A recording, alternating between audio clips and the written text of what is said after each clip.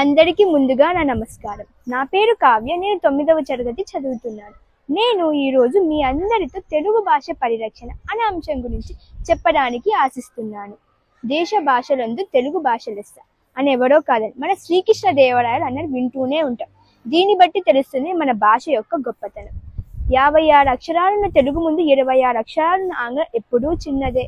అమ్మ ఒడి ఎంత చల్లనైనదో తెలుగు భాష కూడా అంతే కమ్మనైనది.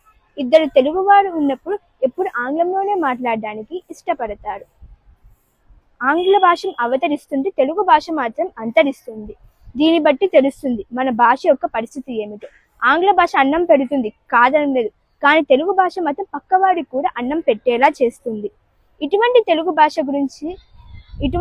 భాష అయిన మన భాషను రక్షించుకోవడం తెలుగు వారిగా మన కర్తవ్యం. అందరూ తెలుగు భాషను రక్షిస్తారని ఆశిస్తున్నారు. ఉపాధ్యాయులు, తండ్రిదండ్రులు అందరూ మెచ్చే భాష తెలుగు భాష. ఇటువంటి తెలుగు భాష గురించి చెప్పడానికి అవకాశం ఇచ్చినందుకు నా హృదయపూర్వక ధన్యవాదాలు.